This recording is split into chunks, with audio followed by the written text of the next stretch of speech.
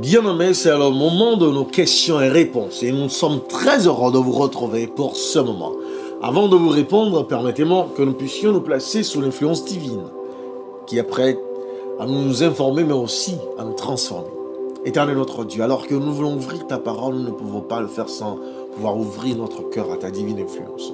C'est pourquoi nous te supplions de pouvoir nous toucher, de pouvoir nous parler, de pouvoir taire tous les bruits du dehors, faire silence à notre cœur et que toi seul, tu puisses nous parler. Oh, notre âme angoissée, mourant du calvaire, regarde à toi, Christ, sur la croix élevée. Et nous savons que c'est maintenant notre moment de vérité, notre moment de rédemption au nom de Jésus-Christ. Amen. Eh bien, nous avons répondu quelques questions, nous nous sommes fait une joie de chercher des éléments de réponse dans la Bible pour pouvoir offrir des réponses bibliques. La première, c'est de savoir combien de temps s'écoulera-t-il entre le jour où la ville sainte descendra et celui où les méchants seront détruits par le feu du ciel. Eh bien, la Bible dit que ce sera un peu de temps. Dans Apocalypse chapitre 20, verset 3, nous lisons cette déclaration. Il le jeta dans l'abîme, fermant et scella l'entrée au-dessus de lui, afin qu'il ne séduisit plus les nations, jusqu'à ce que les 1000 ans fussent accomplis. Après cela, il faut qu'il soit délié pour un peu de temps. Il faudra suffisamment de temps à Satan pour persuader les gens de suivre son plan et préparer les armes de guerre. La durée exacte de ce temps n'est pas révélée dans les Écritures, chers amis. Merci pour cette question. Eh bien, la deuxième est de savoir quel genre de corps les gens auront-ils dans le nouveau royaume de Dieu. Eh bien, merci pour votre question. Paul nous dit dans Philippiens chapitre 3, versets 20 et 21 ce qui suit. Mais notre cité à nous est dans les cieux, d'où nous attendons aussi, comme sauveur, le Seigneur Jésus-Christ, qui transformera le corps de notre humiliation en le rendant semblable au corps de sa gloire par le pouvoir qu'il a de s'assujettir toutes choses. Jésus avait un vrai corps de chair et d'os après sa résurrection. Comme le dit Luc au chapitre 24, verset 36 à 43. Lisons plutôt. Tandis qu'il parlait de la sorte, lui-même se présentait au milieu d'eux et leur dit « La paix soit avec vous ». Saisis de frayeur et d'épouvante, ils croyaient voir un esprit. Mais il leur dit « Pourquoi êtes-vous troublés et pourquoi pareille pensée s'élève-t-elle dans vos cœurs ?» Voyez ma main et mes pieds, c'est bien moi. Touchez-moi et voyez, un esprit n'a ni chair ni os, comme vous voyez que j'ai. Et en disant cela, il leur montra ses mains et ses pieds. Comme dans leur joie, ils ne croyaient point encore et qu'ils étaient dans l'étonnement. Il leur dit, avez-vous ici quelque chose à manger? Ils lui présentèrent du poisson rôti et un rayon de miel. Il en prit et il mangea devant eux.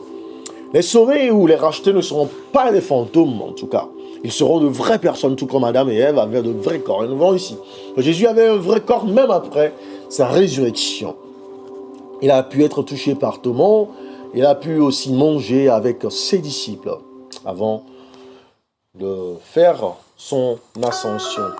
Chers amis, ainsi nous avons l'assurance que nous aurons de vrais corps et que ces corps seront transformés par Jésus lui-même, mais que ces corps seront réels et c'est pour cela que nous pourrons nous retrouver et surtout nous rappeler que nous nous connaissons. La troisième question est de savoir si la Bible dit-elle comment les perdus réagiront à la seconde venue de Jésus. Merci beaucoup pour cette réponse. Oui, la Bible dit qu'ils crieront aux montagnes et aux rochers, tombez sur nous. Lisons dans Apocalypse chapitre 6, verset 16. Ce sera un moment de terreur. Et c'est pour cela que nous devons nous préparer à être parmi les rachetés. Apocalypse chapitre 6, verset 16 nous dit « Et il disait aux montagnes et aux rochers, parlant de ceux qui n'ont pas été sauvés, tombez sur nous et cachez-nous devant la face de celui qui est assis sur le trône et devant la colère de l'agneau. » Au verset 17, « Car le grand jour de sa colère est venu et qui peut subsister ?» Les versets 14 et 15 aussi nous disent « Le ciel se retira comme un livre qu'on roule, et toutes les montagnes et les îles furent remuées de leur place. Les rois de la terre, les grands, les chefs militaires, les riches, les puissants, tous les esclaves et les hommes libres se cachèrent dans les cavernes et dans les rochers. des montagnes. Vous savez, les personnes qui n'auront pas fait le choix d'avoir Jésus comme ami, comme sauveur et rédempteur, ne pourront pas supporter sa venue. Jésus ne revient que pour ceux qui l'ont accepté. Et donc, comme toute personne qui n'a pas une intimité avec un haut gradé de l'armée ou une haute personnalité est toujours saisie de frayeur ou de crainte ou de terreur à la vue de cette personne, ce qui est l'opposé d'une personne qui est attachée à cette personne, comme son enfant, comme son père, ou un ami très proche ou intime. C'est la même chose qui se passera. Vous savez, nous devons lire ce qui se passe donc avec les rachetés à la vue de Jésus-Christ et de tous ces événements. Dans Isaïe chapitre 25, verset 9, le prophète nous dit ceci. En ce jour, l'on dira, voici, c'est notre Dieu en qui nous avons confiance, et c'est lui qui nous sauve, c'est l'Éternel en qui nous avons confiance. Soyons dans l'allégresse et réjouissons-nous de son salut. Donc vous voyez, c'est l'opposé. Eh bien, chers amis, c'est à vous de faire le choix judicieux d'appartenir à Jésus-Christ. Merci pour cette question. La question suivante est de savoir si les méchants pourront-ils voir les rachetés ou les justes qui sont à l'intérieur de la Nouvelle Jérusalem. Eh bien, nous ne le savons pas avec certitude. Mais la Bible dit que la muraille de la ville sera du type transparent, clair comme du cristal. Lisons cela dans Apocalypse chapitre 21, versets 11 et 18. Là, il est écrit: ayant la gloire de Dieu, son éclat était semblable à celui d'une pierre très précieuse, d'une pierre de jaspe transparente comme du cristal. Au verset 18, la muraille était construite en jaspe et la ville était d'or pur, semblable à du verre pur.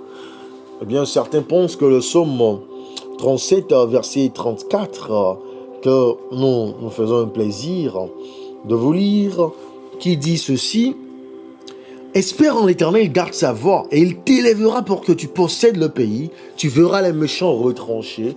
Et Luc chapitre 13, verset 28, où nous lisons ceci: c'est là qu'il y aura des pleurs et des grincements de dents, quand vous verrez Abraham, Isaac et Jacob et tous les prophètes dans le royaume de Dieu, et que vous serez jetés dehors. D'aucuns disent que ces passages suggèrent que les rachetés, ceux qui ne le sont pas, seront capables de se voir les uns les autres. Eh bien, la prochaine question est de savoir si la Bible dit que Dieu essuiera toute larme des yeux de son peuple, et donc s'il n'y aura plus de mort, de chagrin ou de douleur, et veut savoir quand cela se produira-t-il. Merci beaucoup pour votre question. Eh bien, dans Apocalypse chapitre 21, versets 1 à 4, nous lisons: puis je vis un nouveau ciel et une nouvelle terre, car le premier ciel et la première terre avaient disparu, et la mer n'était plus. Et je vis descendre du ciel, d'auprès de Dieu, la ville sainte, la nouvelle Jérusalem, préparée comme une épouse qui s'est parée pour son époux. Et j'entendis du trône une forte voix qui disait: voici le tabernacle de Dieu avec les hommes. Il habitera avec eux, et ils seront son peuple, et Dieu lui-même sera avec eux. Il essuiera toute larme de leurs yeux, et la mort ne sera plus, il n'y aura plus ni deuil, ni cri, ni douleur, car les premières choses ont disparu. Ensuite, Ésaïe nous déclare dans Ésaïe chapitre 65, verset 17, ce qui suit. Lisons. Car je vais créer de nouveaux cieux et une nouvelle terre. On ne se rappellera plus les choses passées, elles ne reviendront plus à l'esprit.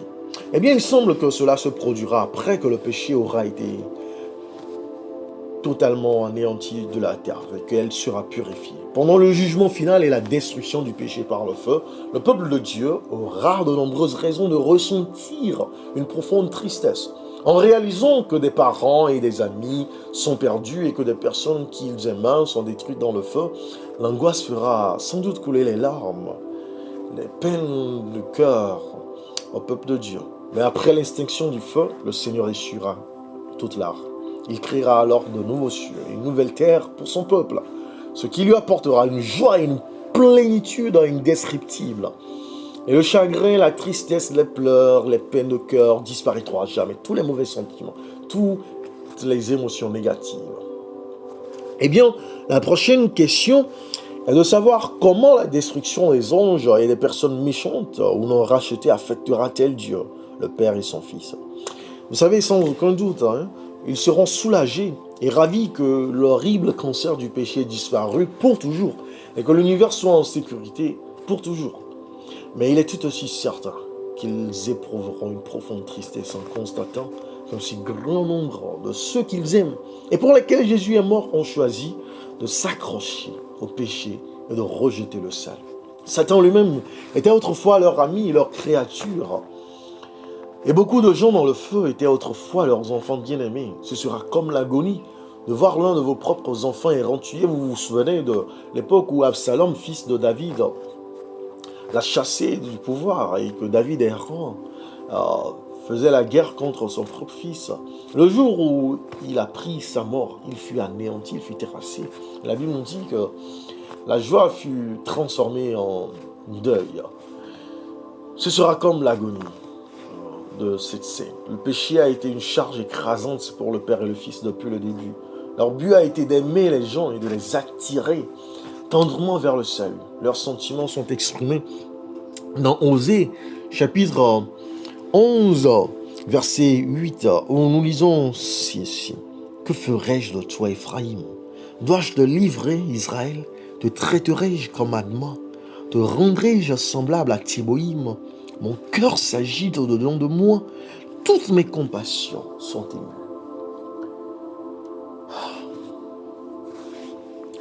La prochaine question, on demande de savoir quel genre de corps Jésus a-t-il? Eh bien, il a un corps de chair et d'os. Après sa résurrection, Jésus est apparu à ses disciples. Il a été touché partout, il a mangé avec eux, il a partagé un repas avec eux. Eh bien, Luc chapitre 24, versets 36 à 43, nous donne ce récit. Tandis qu'il parlait de la sorte, lui-même se présenta au milieu d'eux et leur dit, « La paix soit avec vous. » Saisis de frayeur et d'épouvante, ils croyaient voir un esprit. Mais il leur dit, « Pourquoi êtes-vous troublés et pourquoi pareille pensée s'élève-t-elle dans vos cœurs? Voyez mes mains et mes pieds, c'est bien moi. Touchez-moi et voyez, un esprit n'a ni chair ni os, comme vous voyez que j'ai. » Et en disant cela, il leur montra ses mains et ses pieds. Comme dans leur joie, ils ne croyaient point encore et qu'ils étaient dans l'étonnement, il leur dit, « Avez-vous ici quelque chose à manger ?» Ils lui présentèrent du poisson rôti et un rayon de miel. Il en prit et il mangea devant eux. Donc Jésus a démontré qu'il était en chair et en os en leur faisant toucher son corps et en mangeant du poisson et du miel. Et ensuite, il a marché avec eux jusqu'à Béthanie. Et après avoir parlé avec eux, il est monté au ciel. Toujours dans ce même chapitre de Luc 24, versets 50 et 51, il les conduisit jusque vers Béthanie et ayant levé les mains, il les bénit. Pendant qu'il les bénissait, il se sépara d'eux et fut enlevé au ciel. L'ange qui est apparu aux disciples au moment de l'ascension de Jésus a expliqué dans Actes chapitre 1, verset 11, en ces termes.